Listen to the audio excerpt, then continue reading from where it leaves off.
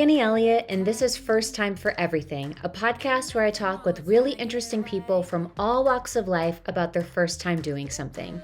These people started out just like you and me, interested in something and wanting to try it.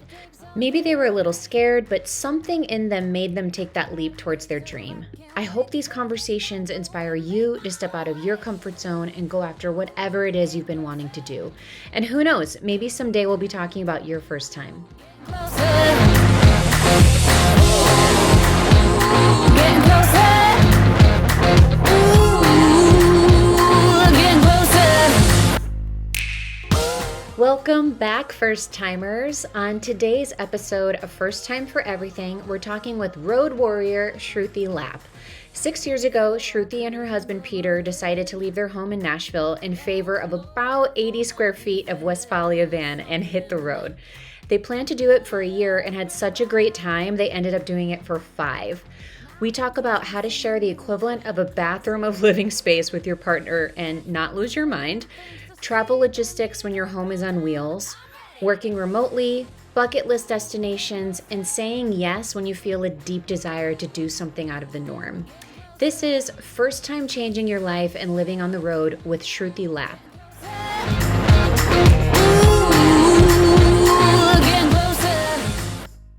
All right, today we are with Shruthi Lapp of Holiday at Sea, and I'm so happy to be seeing your beautiful face and talking with you. And we're going to talk about living on the road and living in a small space. Yeah, thank you so much for being here. Thanks for having me. It's always a pleasure.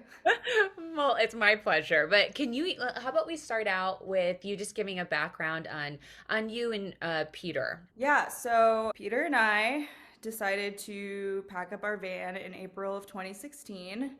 And for the last a little over 5-ish years now, we were living on the road full time. So the original plan was a year when we first I remember that. left Nashville. Yeah, so we were like, oh, we'll hit the road for a year and like see how we feel after that. And then that turned into 5. And the original plan was just to drive around the US, like kind of see all the things that we had on our bucket list. And Peter had actually always wanted to try to make a trip up to Alaska, so we were thinking like maybe that would happen too. But we got to the year mark and we were like, this feels great, like let's keep going. So in a nutshell, basically, yeah, like that's what we spent the last 5 years doing, is just like chilling. Living in the mostly chilling, a little bit of not chilling in there somewhere, but like mostly chilling. And we drove around the US. We've been to Mexico a few times. We eventually went to the South American continent and spent a year and a half driving around there. Now we're kind of just trying out the stationary life. I feel like you guys have covered so much ground, and I can't believe it's been that long already too. I remember talking with you about that, and you were like, yeah, we're going to give it a year and just see how we feel. And what was the thing that made you guys kind of want to make this transition from stationary living to living on the road in the first place? Yeah, so it was gosh, I feel like it was such a long process. And now that it's funny because when it was all happening, it was kind of like we don't know what we're doing. And now that I look back on it, there's like such a flow and a rhythm to it, and it all comes back full circle. So Peter bought the van sight unseen on eBay in 2006. Oh, Yeah, wow. 2006 is when he got the van. That was the same year that we started dating. So long ago. So he got the van the summer after we started dating, and ever since he got that, he'd always wanted to do a big road trip on his own and like take it up to Alaska. Like that was always his dream. And then we started dating, and then life happened, and then eventually I moved to Nashville and we got engaged and married. And like traveling wasn't really a thing that I knew I really wanted to do, especially like in that way, because the first time I ever went camping was when I was 23. Like I'd never done anything like that. I was far from an outside person or outdoorsy person or whatever you want to call it. But eventually he was like, well, I've always wanted to do this road trip. Let's go to Colorado for 2 weeks. We have time off, and we tried to kind of do like one big trip every year, like after we got married, just something fun to invest in. Cool. Yeah. So we'd always done something overseas, and then this summer or this particular summer, we were like, let's try something different. Like, let's take the van on a little road trip. So we spent 2 weeks driving from Nashville to Colorado and just like exploring Colorado in general. And that was like the first little taste, and it was a lot of fun. I enjoyed myself way more than I thought I would. And of course, like Peter was in heaven. That's like he loves all of that. He's always been into the outdoors and just being alone. Like solitude is his thing. Like if he can get Yeah. as far away from people as possible, he's all about it. So I had no idea that he had had the van for that long, yeah. and that it was kind of like maybe casually, not so casually brewing for like 10 years basically before Yeah, it basically, actually took yeah. off. Like that was his first, it was his first car that he'd ever owned, and it was his daily driver. And when he first got it, like I was like a 17-year-old girl, and I saw the van, and I was just like, "O- okay, like I don't get it, but like that's cool." Like, He's rolling up to pick you up on a date in this like Westfalia. yeah. Yeah, it's so funny because when we first started dating, he was also driving his parents' van, so I've like always seen him in a van. Um, No I'll never forget it. It was a concern. Ford Aerostar, and he rolled up, and the front of the license plate said Jesus of Nazareth, and it was like his family's van, and I'll never forget that. I was like, okay, cool, like he's himself. Like, that's all I need. um, but yeah, I'd always kind of seen him with a van, and so when he bought it, I was confused, but he was like, "It reminds me of the Mystery Machine." So like I thought it was so cool and I got it, but eventually like he would visit me. We were long distance when we were dating. I was in Chicago, he was in Nashville. So Okay. he started taking the van up to see me, and it was cool because he could sleep in it Hmm. and like not have to get a hotel room, and he could save a bunch of money, and he was just like a bachelor at the time, like living as frugally as possible. So any chance he had to save money and like come see me, like that was cool. But our long distance relationship was actually a big part of why he even bought the van, because like he wanted it anyway, but when he saw it, he's like, cool, like it's got a bed, it's got a stove, like I can cook in it, I can live in it, Yeah. and I could stay in it when I go to see her. So all this stuff had been like brewing with him for like years before we even did it. And I guess when we finally took the official leap, I think it was 2015, we went to Argentina to visit our friends who were also traveling in their van around the South American continent. And so we flew down to visit them for 2 weeks, and it was four of us staying in their van. It was incredible. Like we spent, 2 weeks like driving up the coast of Argentina and to Buenos Aires, when that's where we flew back to the US from.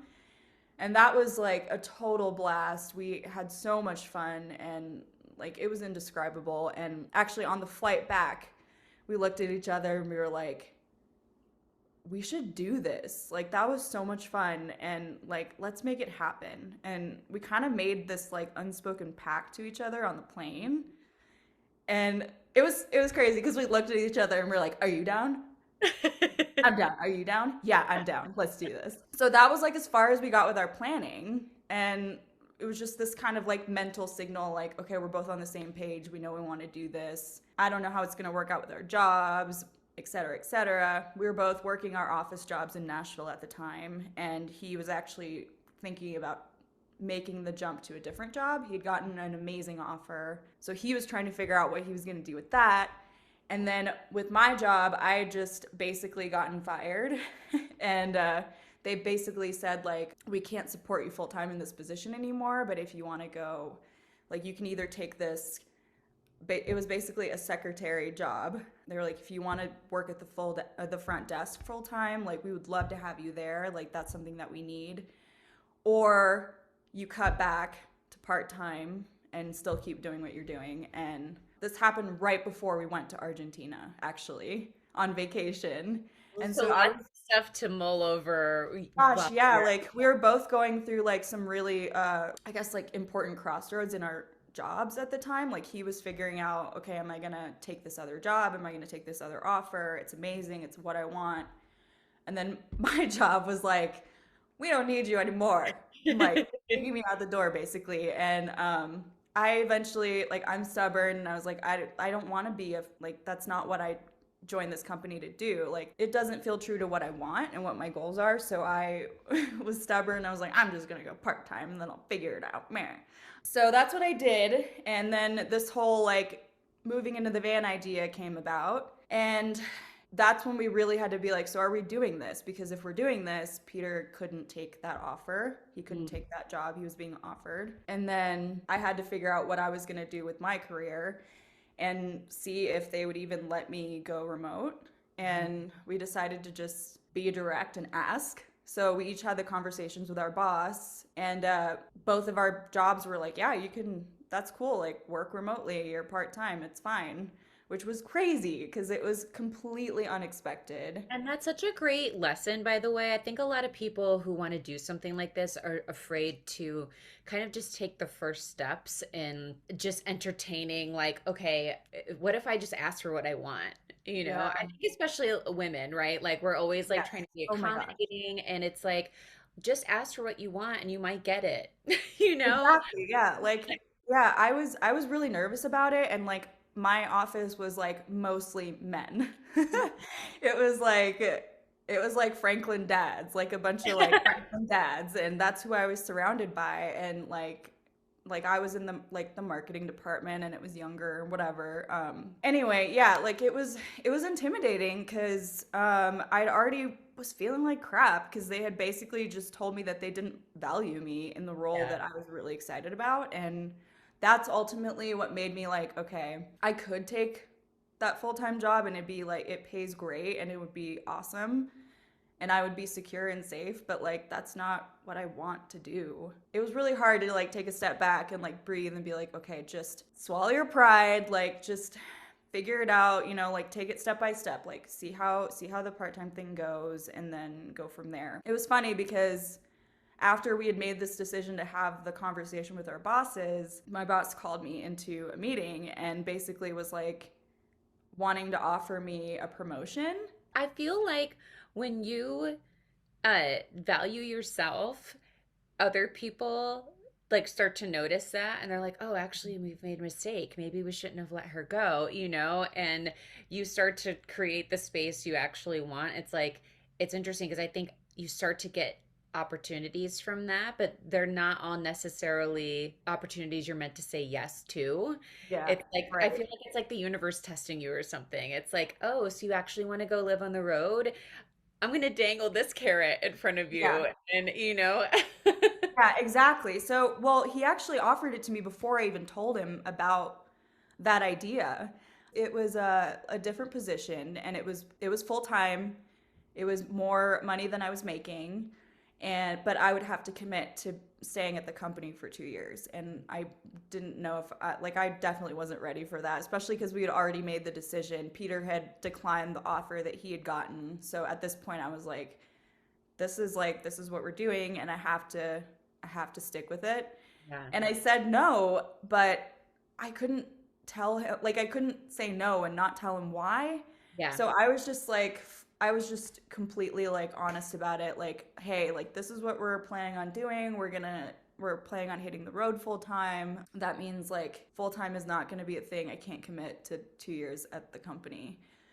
And so instead of that, he was like, well, yeah, I mean, I don't see why you can't work remotely. That's fine. So it was crazy because it was just, I asked and they were like, cool, yeah, like that works. Amazing.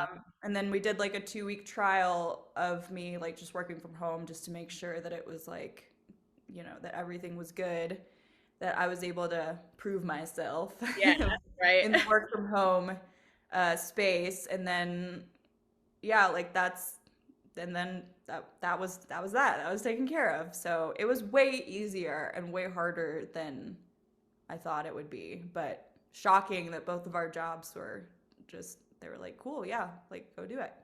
I really feel like when something is meant for you, the space is created. It's funny, like when we Oh, were insane. thinking about leaving New York, it was so hard because it's like, you're like, am I a failure that I'm leaving because I, don't have any more work here, but it's like all these doors were just closing. It was like the gig that had been paying my rent, which was this like really cush hotel gig, it just stopped having music altogether. Um, I couldn't afford to like fund my projects anymore. A band that I was a member in just downsized and like cut it in half for like money purposes. So I wasn't doing that. A bunch of my like students started like moving or decided they didn't want to take lessons. And I was like, okay, I get it. Like Yeah. you're pushing me out. Like I literally cannot afford to stay here anymore. And it was one of the best decisions I think we ever made was to leave. And it was Yeah. because like we were like, okay, we're going to open ourselves up to noticing these signs that are pointing us in the direction or and also creating the opportunity to see a different future for ourselves, for you guys being on the road and stuff. But what was that transition like going from living in a house to, did you guys sell your place or did you rent it out? Yeah, so we rented it out. So we never even wanted to buy a house in Nashville because we knew we wanted to travel Mhm. long term. But when we were looking at places to rent, it was just like there was Yeah. nothing at the time that And at really the fit our time too, budget. you guys were probably, it's probably such a good investment now that you, oh Oh my gosh. my God. I am so happy we did that. Like, Right? let me tell you, I like the idea of being tied down to Nashville in that way. It was just not something that I wanted. We both just felt like it was going to tie us down and like keep us there. But then in the end, it ended up being an amazing investment because it allowed us some financial wiggle room because like we did rent out our place, which was awesome. And like, I mean, being a landlord has its ups and downs. Sure. Like there's always stuff, and it was definitely tricky to navigate from the road, like just being available and like because we love to be off the grid as much as possible. Yeah. But it worked out. Like in the end, a decision that we weren't really sure about, again, that we just kind of like jumped into Yeah. ended up being amazing, especially now. Whew, with Right? Oh my gosh, I we're know. going. I'm so grateful we were able to buy our house when we did because like we could not afford our house now, which is so stupid to think about. But we're in kind of a similar place. Like we're considering leaving and maybe just holding on to this place and renting it out. I mean, I think our long-term goal is to be spending most of our time in Europe, but I think there's a lot of just life things we need to figure out first before we like fully make that transition. Totally. Um, Yeah. but yeah, what was like one of the biggest things like when you guys got on the road? What was maybe something you were like, "Oh my God, this is amazing," and then something else that you were like, "Oh shit, what did we do?" Oh, okay. Let's see. Okay, so our first couple weeks on the road, we actually went like straight to Baja, which is insane to think about now. So the first 2 weeks were great. Like I don't really remember feeling much of a change because maybe I was just like not really taking in like what a big change we had just Yeah. made. For some reason, it kind of just felt natural. Like I don't really know how to explain it. It was just like, oh yeah, like of course we're doing this. This is what we always do. But I will say that the main thing that I was like, this is awesome is just being in a different place every day or Mhm. like every other day or every few days was amazing and just like slowing down Yeah. was the number one thing and I don't know, like really like taking in a place, immersing yourself in it and for me like I was a total social butterfly at the time, so I didn't think that I would like it as much as I did, like being away from people. But that was one of the things also that I was like, oh no, what do we do? Because I wasn't really used to solitude or like being alone or like not feeding off of the energy of other people or like in a social setting. So I think I would say for me, it was, yeah, it was that, like learning how to be alone. Girl, I feel like I've never you just experienced described that. like all of COVID for me. I also am like extrovert, social butterfly. Like you can see my battery charging when I'm around people, whereas with Matt, it's like you can see his battery draining. Yeah. And I feel like those first few weeks, few months, where whether being on the road or being quarantined and just not being around people, it's such a big transition Yeah. socially.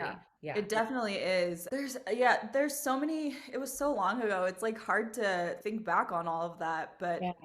I just remember it being a lot of fun and like more fun than I ever thought it would be and like I realized that I actually liked being outside. Hmm. Um, I guess one of the things I will say was just like navigating personal space was like really tricky because we had been Sure. used to like being in a house and being able to like go do our own things. And then we were like smushed together in like 80 Yeah. square feet all of a sudden. And it made me realize that I am a person that needs personal space. Like that I am actually like more of an introvert than I realize. That I thrive on like having my own space. Yeah. I think How did it's you kind of guys a bigger navigate thing. that together? Oh man. We couldn't do it physically. Yeah. So I had to do it like mentally sometimes. Like some like whenever we're say we're like having to put down some miles that day and like do a few hours of driving, I would just like put on a podcast or like put my headphones in or something and just like kind of let my brain veg, like go to La La Land. Yeah, like drift off. Yeah.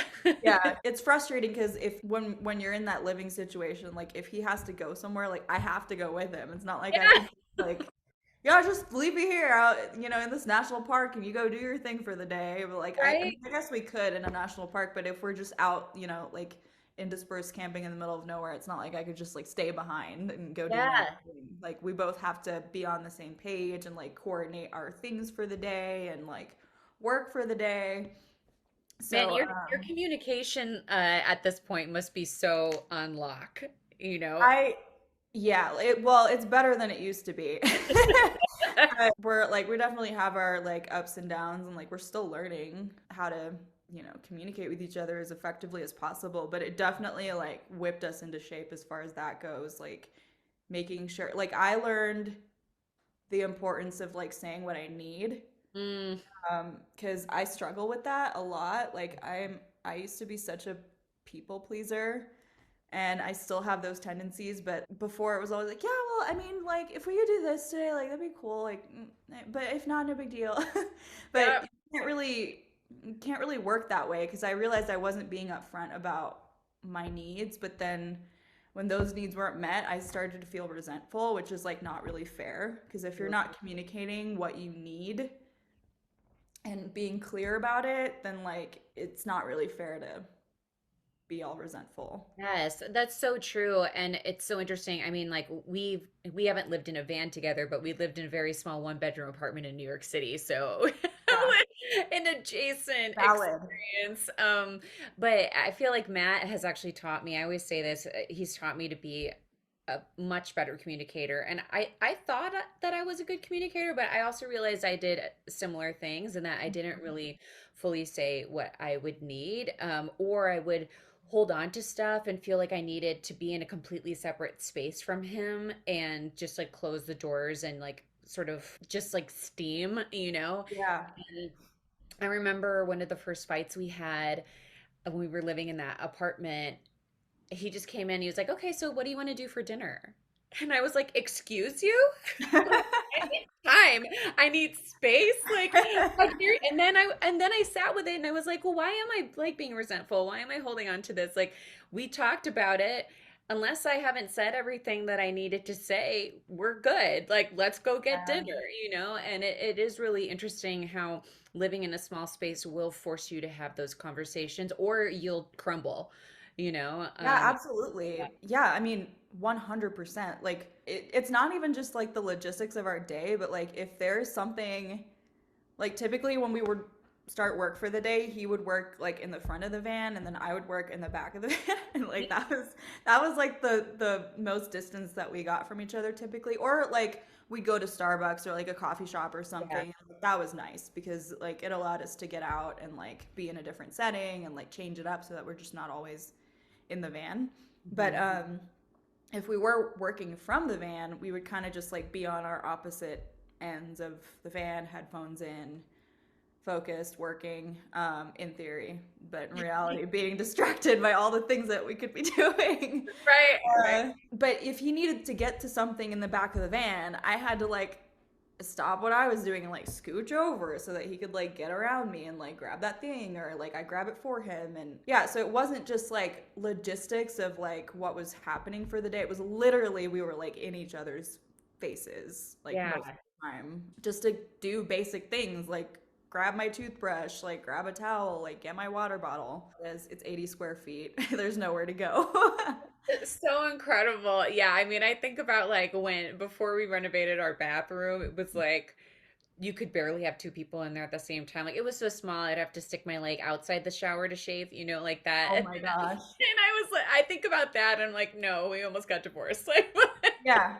Oh yeah, yeah. yeah. But I guess in terms of some more logistical things, how have you guys found working from the road? Like, has it been relatively smooth, or like, do you have like a special kind of internet setup so that you can be available for work, or do you kind of give them windows of like, hey, we're going to be off grid, but I'll be working on this project during this time, and we'll get it to you by like this date, or Yeah, so thankfully both of our jobs were like our workflows were really chill at the time.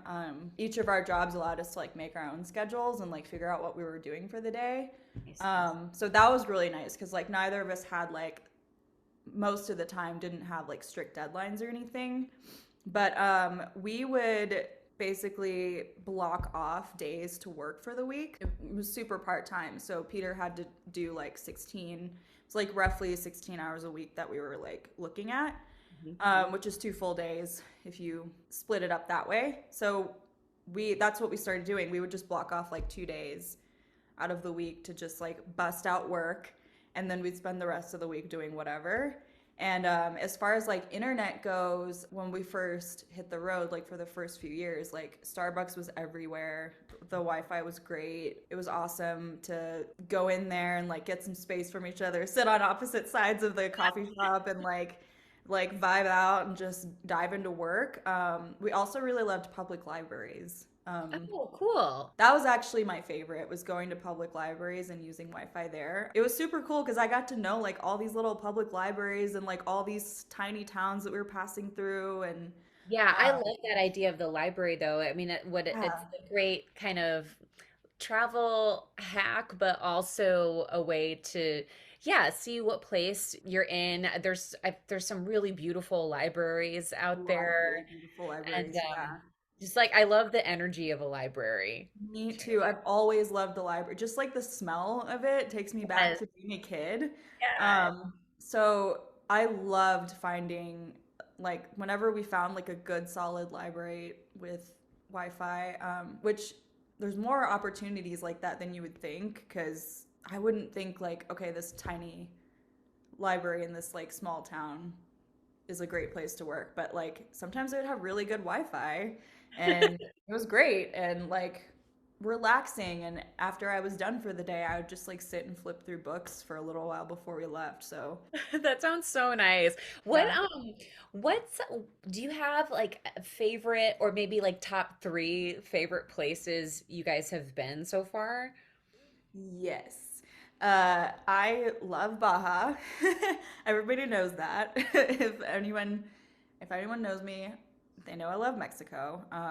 Love Mexico. Also, gosh, there's so many places I love, but if I were to boil it down to maybe like a top three, Mexico, Argentina, and there's so many places in the States that I love too. Yeah, so as far as countries, like that would probably be the top three for me. Like I Well, think yeah, the I have a States soft are spot.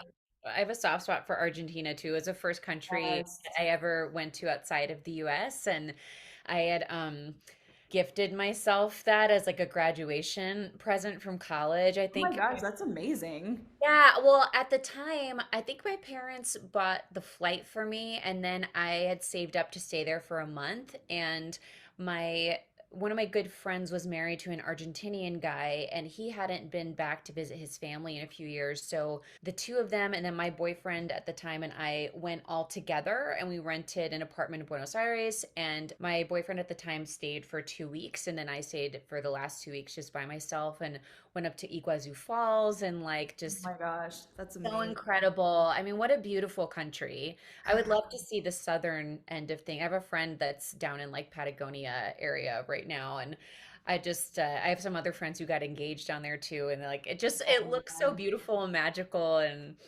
Yeah. It's indescribable. I get very emotional when I think about that part of the world. Like it's amazing, and I highly recommend that any like if anybody who wants to go there, like go. And you Uh, guys drove all the way down, right?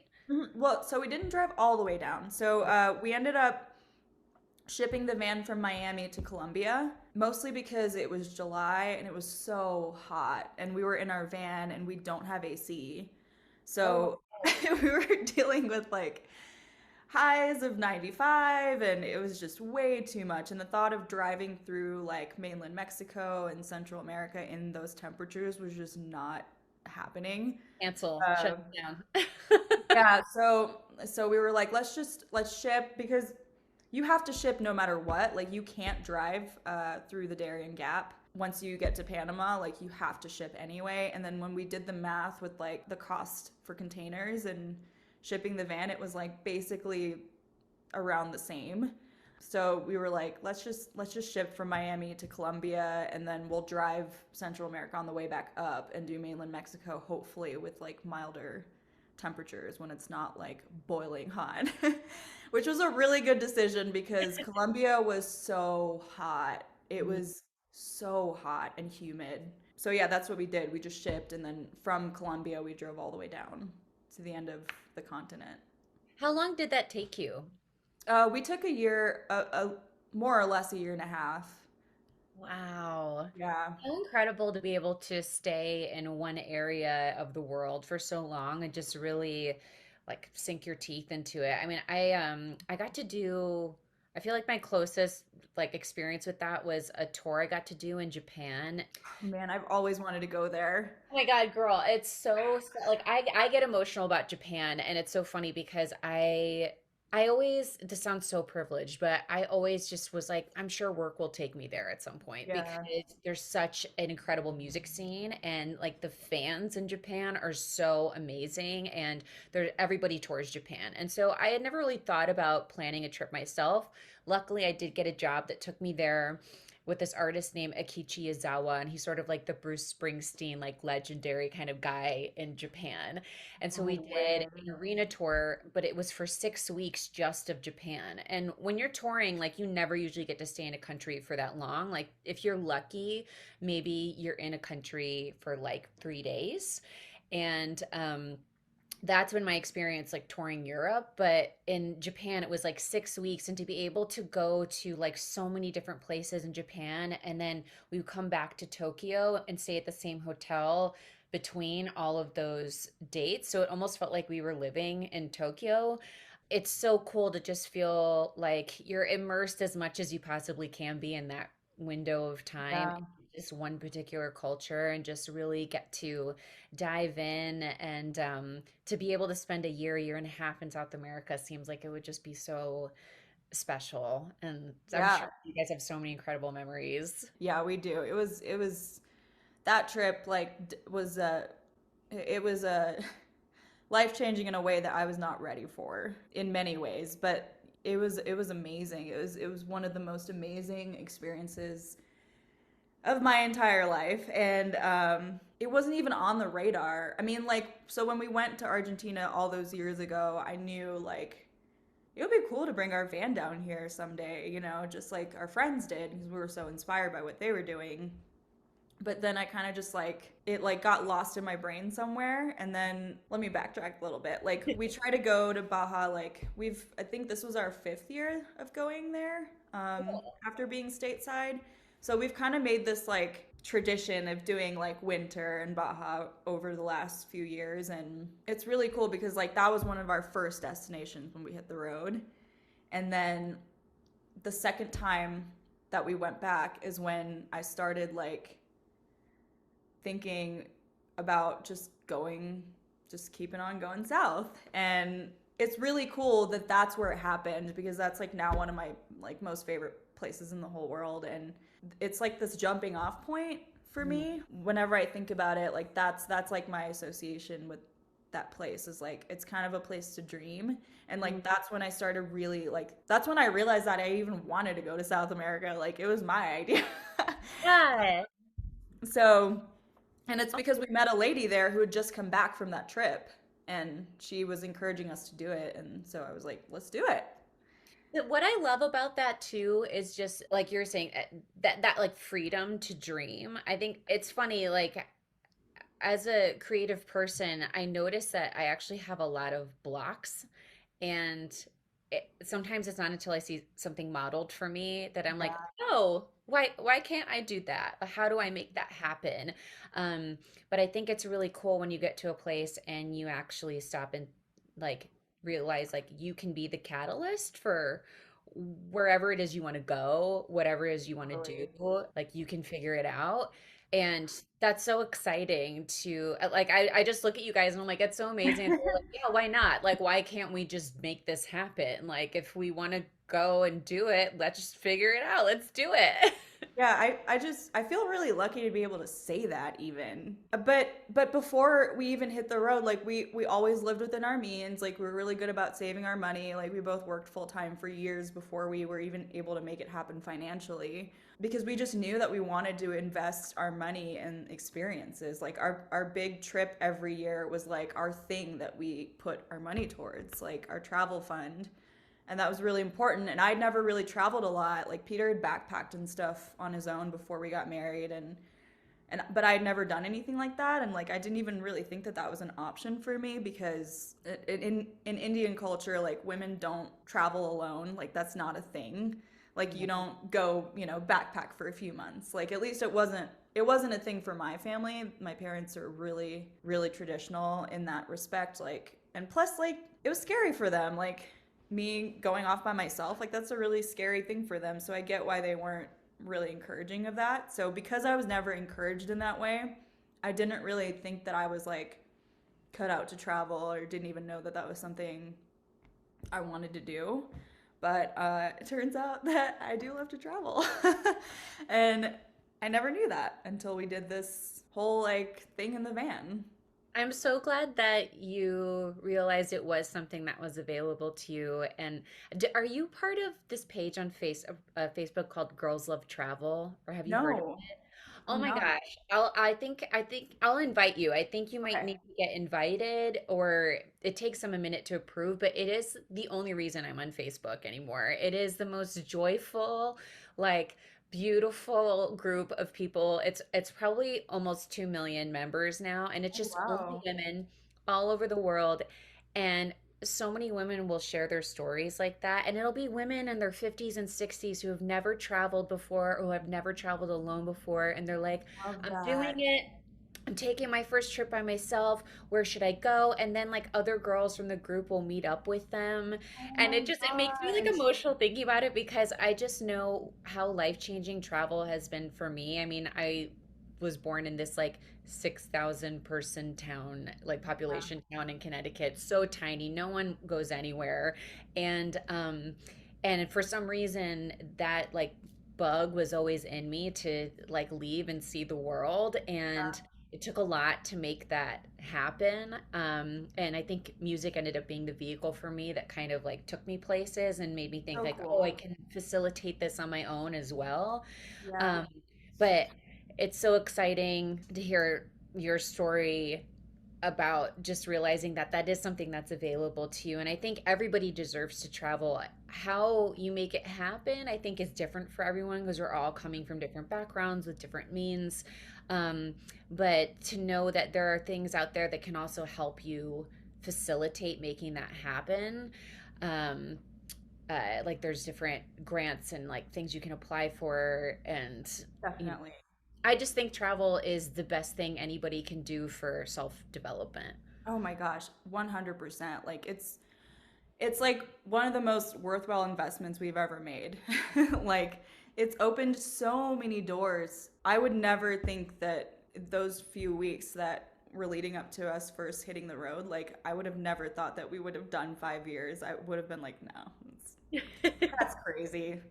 Year is good.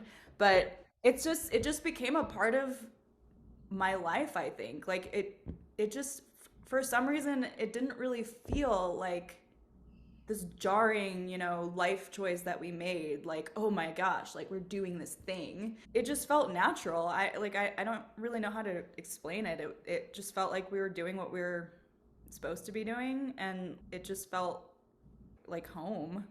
That's Um, fantastic.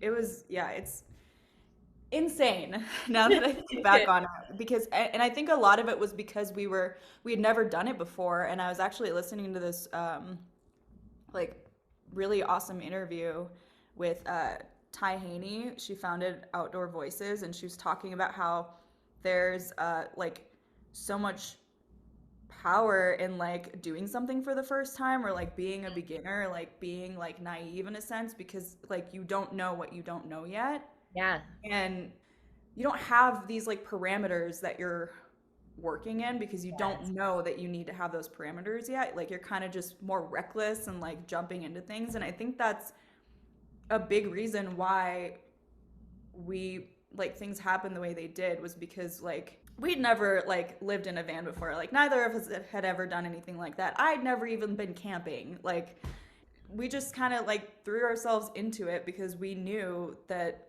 that's what we wanted to do, and like we said yes, and then we figured it out. And then like South America, like neither of us spoke, and like we were nowhere near fluent. Like we didn't even speak much Spanish at all, and we just kind of threw ourselves into that too. And like I'm not saying like be reckless with your life or anything like Sure. that. Obviously I'm not condoning that, but it's just like that's why I think it even happened, was because like maybe we were just like, cool, let's just do this, and we didn't know what we didn't know yet, and it gave us this like confidence to just kind of go after things.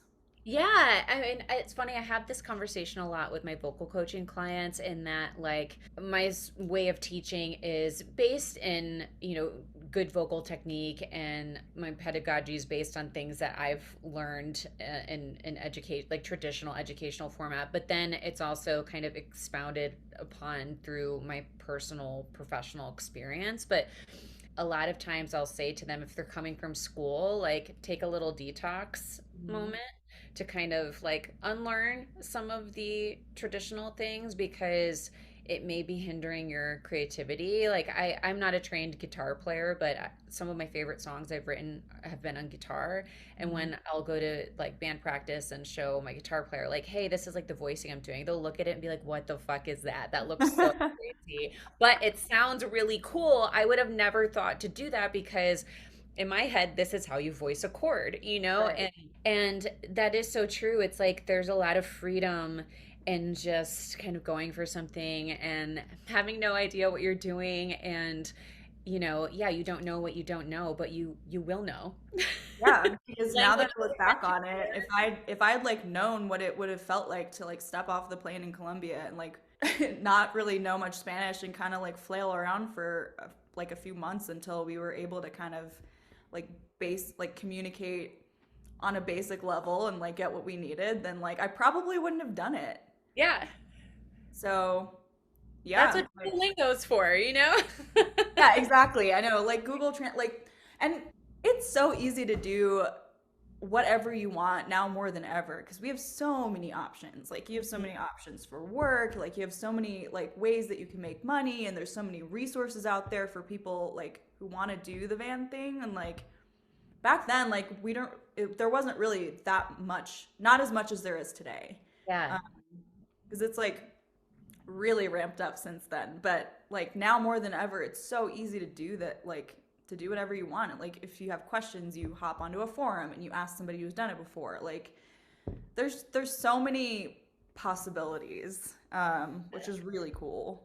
Do you have any that you recommend for anyone listening to this who might be interested in like doing this exact thing, like any forums or websites or people on social media to check out? Of Ooh, course, you guys at Holiday at Sea, eels. Um, there's SEE, right? Yes, SEE. Yep. Oh man, let's see. I feel like there's so many places that I'm like blanking.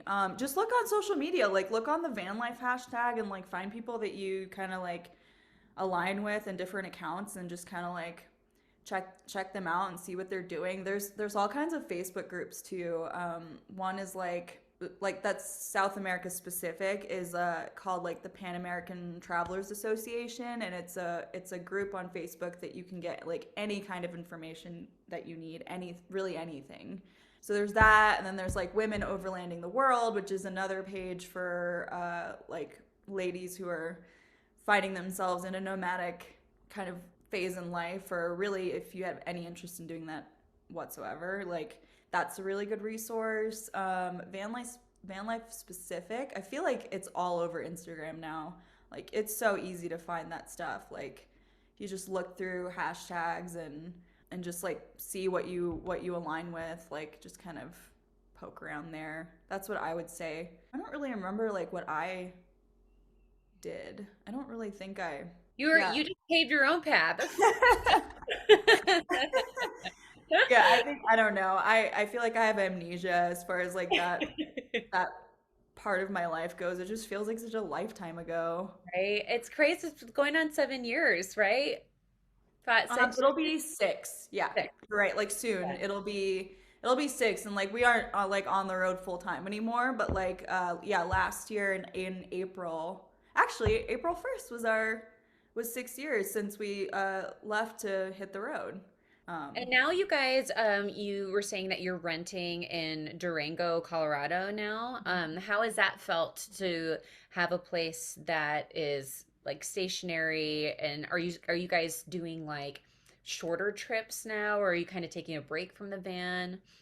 Yeah, so we yeah, we're definitely doing shorter trips. Like so the house has been great. I love this, and after like so many years of doing the van thing, like I realized that I do thrive on a balance, because like that was amazing and it has its own set of like ways that I feel fulfilled. But it's so nice to be able to just take a shower whenever I want to, and like do stupid things like wear velvet pajamas and like fuzzy slippers and In a separate room with walls and doors separating you. yes. Yeah, I just so it's just different. Like it's enjoyable in a very different way. And I think I realized that I'm the kind of person who needs that kind of balance. So taking shorter trips has been really fun. Like ever since we moved in, we've been gone a lot because there's just so much to do and explore around here, which is the main reason why we chose this town, is because it's like such a like good jumping off point for anything. Like you go to the mountains, you could go to the desert, you could like there's so much to do in all different directions. So we were gone a lot, and so yeah, we've been doing shorter trips, which has been really nice because it's nice to be out there and like get what we need, get solitude, go off the grid, be dirty and stinky and sweaty for a few days, and then be able to come back to a home, decompress, do laundry, take showers without having to impose on friends Yeah. or Or like like sit at a laundromat in some random yes. place. Yeah. Yes, or like time, yeah, exactly, like time our or like plan our whole day around having to do laundry. So, Yeah. like a lot of people don't realize how many chores you have to do. Like we have entire days where it's like we're just trying to figure out where to fill up water, get more propane, like where to do laundry, where to get Wi-Fi. It's a lot of like planning and Yeah, it's not all just like Instagrammable moments right, and beautiful locations. Yeah, I think I'm sure that's something that it's very romantic to look at pictures, definitely. and I would get that a lot touring. People would be like, "Oh my gosh, it looks so amazing." I'm like, "Yeah," until you are like 12 people deep on a tour bus and people are leaving their like dirty shoes and like sweaty post-show clothes everywhere, and it smells like armpit and asshole. Like, and then you're all getting each other sick because you're living in such a confined Oh space. my gosh, yeah. There's so many things that are so incredible about living a nomadic lifestyle, but at the same time, you're like, sometimes it's nice to just like have a place to land, you know? Yeah, definitely. Yeah, it's just nice. Like it's nice to have everything in one place and like not have to like pack everything up at the end of Yeah. the day, and like when we're getting ready to move, it's really nice. Like I'm really enjoying it, and I love the flexibility that it gives me. It's a different kind of flexibility, I think, because Yeah. like, there is a lot of freedom with being in the van because like we can just pack up and go anywhere and do anything and not have to worry about paying rent or like doing house chores or whatever. So it's like I think you have to decide like what kind of freedoms you want in like different phases of your life. Because Hmm. that was good. That was like the full-time van thing was great when it was happening. Like that's completely what I needed in that phase of my life. And like now it's really nice to just have more space and like options, to do little things. Like go like I can go, do a morning yoga class and not have to worry about where Peter's going to hang out if I do that. I could Or just like go where you're take going a to walk. shower afterwards or Yeah. something. Or, Like yeah. I could take like 10 showers if I really wanted to, and not worry about it, and like be a part of a community, like invest in a CSA for the summer. Like all these things that I missed while we were on the road, I feel like I'm getting to do now. So it's Yeah. really, really nice, and it's been really fulfilling in that way, for That's sure. awesome. And what are some of do you have like, I don't know, some qualities of road life that you have tried to kind of hold on to while living in a stationary place? Yes. The main thing for me is, and this is a double-edged sword because it's really easy to get stressed out about it, but like for me, one thing that really changed me about living in the van is realizing like how little we actually needed to live like a happy Mm. life. Like I didn't need to shower every day, and like as much as I love showers, like I didn't need that every day, and like we didn't need a dishwasher, and we used so little, and we had to be really mindful about what we were using because we only had like a limited amount of water, we had like a limited amount of power, and you do experience scarcity in that way. Yeah, just learning to be mindful of like how we were using things, like if we were wasting things. So I that's definitely stuck with me with living in a house now, is like I'm still super mindful of that, like making sure we turn off the lights if we're not in a room, and turning off the faucet in between like doing dishes, like just trying to be really mindful of like how much resources we're using, I guess. And like sometimes I get really overwhelmed because I think I'm like too hard on myself about it. So it's like finding a balance between like being mindful and letting myself enjoy it. So that's one thing, is I try to be really mindful of like still like waste. I don't That's know. such a great lesson. I feel like just like I feel like everyone should have to work in retail or hospitality for a year after they graduate from high school. 100%. I think that maybe we should also add people should live in a van for a year so they can learn that as well, because I think we would all be so much more resourceful and less wasteful if we really knew that we don't actually need that much to thrive. Yeah. Not to survive, but to really thrive. Yeah, and like I don't say that to sound like, oh, I was like roughing it. It's not this like Yeah. badge of honor for me. I think it makes you more aware because first of all your trash is in the van with you. Mm. So you're especially mindful of like how much garbage you're generating. So and then that influenced like our choices with what we bought. Like every time we went grocery shopping, it was like stuff that was in as little packaging as possible. Like farmers markets are great for that. Like we would always try to do that, or like buy, produce that's not packaged and try to do something different with it. Like I mean, not to say that we were like perfect with that. Like we definitely it's hard to operate that way all the time, and I don't think that it's fair to say that someone can, because you're just going to drive yourself insane. For sure. But we did the best we could, like any way that we could like cut down on garbage, or like anything that we could recycle, we had to hold on to until we found a place to drop it off. So it made us just automatically like really mindful of like how much garbage we had, and like what we were like what kind of packaging everything came in, because it was like maybe tricky to store in our like tiny fridge in the van, and et cetera, et cetera. But yeah, like that's the only reason why we were even thinking of it. We weren't like setting out to be these like environmental like Yeah, saviors or warriors. Yeah. something. Yeah, so it's totally not that. It's just that it just makes you more aware of how much garbage there is on this planet. And like even just being out in dispersed camping in like national forests or Bureau of Land Management land is those, some of those places are so trashed. Hmm. And it's really sad because we have such a good infrastructure for dealing with garbage compared to a lot of the developing world. And like we saw that in like we saw see it in Mexico, we see it in South America, like not, and I don't say that to like point fingers or anything, but like down there they don't have as much of a system for dealing with their waste, right? Because it's a lot of towns that are remote in like the mountains, and like they don't have garbage trucks coming around there. It's just like not really a thing. So it makes it like especially sad because here like we do have that, like we have those resources, we have like so many places to get rid of your garbage so that it's not on the ground. Yeah. And I don't know. It just made me more aware of like waste in general. So it's really influenced like how we live in the house now. Is Yeah. like let yourself enjoy things. Like it's good to enjoy things. It's good to being comfortable is not a bad thing. Yeah. But also like I think it's because I don't take it for granted anymore. Like I Mhm. don't take running water for granted anymore.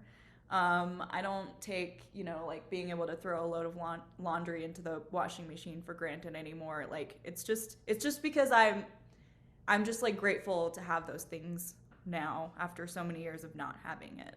That's awesome. I mean, yeah, I'm sure that that's just one of many. Like, I'm sure we could be here, which I would love, for a long I time. could Just talk to like, you for hours. I know, same, same. We totally could. I mean, I'm so passionate about travel and all of the things that you learn about yourself, life lessons. And I'm just, yeah, we should do like a part two at some time for sure. But I guess to wrap it up, where are you guys going next? Do you have any plans, either with the van or without the van? Like, Oh man. Okay, so we just got back from Baja for 3 months, which was a lot of fun. Enjoyed the hell out of it, like so much. But now we don't really have any big trips planned, and one thing that we really want to do this summer is just kind of explore around our home base because I feel like we didn't really get to do that after we moved in. There's just so much to do around the house, and then we had guests, and it was just a really busy fall slash winter. So um, moving forward, I think we're just gonna take it easy and do like shorter trips around the Southwest and like uh, go see things that we somehow haven't gotten to see yet or you explored. said you're like pretty close to Moab. I've always wanted Yeah. to check it out, but I also I have I'm an appreciator of the outdoors, but I'm not a like I have a 3 hour round trip hike like time limit. Mhm. Otherwise, I become the worst person you've ever met. Like I get really hungry, which makes me cranky. I get like That's so valid. I Yeah. really want to go to Moab, but part of me is scared that I won't be able to fully take advantage of it because I don't want to be out for like, 12 hours hiking. Yeah. Well, It's so beautiful. Moab is 90 miles from us. Which is really awesome because I love that area. But the cool thing about out there is like you can take it at your own pace. Like Nice. there's so many different things to do. Like you know, if you want to go to the national parks, you can do that. But if you want to just like go explore and do your own thing and sightsee and do smaller hikes, like there's Moab's great. Like you can do whatever you can get into whatever you want to get into out there. Cool. Like Okay, that's good to know. I'll have yeah, to look into it more. you Yeah. should definitely go. Like it's so beautiful out there. Like the town itself is not my favorite, but like everything around it, like that's what we go there for. It's just like it's unbelievable beauty. I It's love it. I awesome. love Highly it. recommend. And let me know if you go because I could give you like recommendations and stuff. Yeah, yeah, I definitely will hit you up for sure. Get some pro insider information. Definitely. Well, Shruti, thank you so much for taking the time to be on First Time for Everything today. It was so nice to see your beautiful face and just could really hear like some in-depth behind the scenes stuff on yours and Peter's journey with the van. It's just like I think it'll really help people who are listening who want to do something like this kind of wrap their heads around what it looks like to make this kind of transition in their life and really entertain whether or not it is like the right move for them. I, of course, am like, yes, go do it. Say yes. But yeah, thank you so much. It's been so awesome catching up with you. You're welcome. Thanks for having me. If you're not ready to sell all of your shit and hit the open road, I'm not sure what to tell you. If you want to keep up with Shruthi and Peter's adventures, you can follow them over at their Wanderlust-inspiring Instagram account at Holiday at Sea, and C is spelled S-E-E. You can follow me over on Instagram at Danny Official. That's Danny with 2 A's. And if you wouldn't mind leaving us a comment and subscribing on whatever platform you listen to First Time for Everything on, we would appreciate that so much because it helps first timers find us. You can also watch episodes over on YouTube and find links to anything talked about in the show notes on your preferred streaming platform or in the YouTube caption. Our theme song is Closer, performed by Ya Girl, and written by me and my pals, The Royal Foundry. And First Time for Everything is produced by 2 Sheilas Productions. Thank you guys so much for listening, and remember, it's never too late for your first time.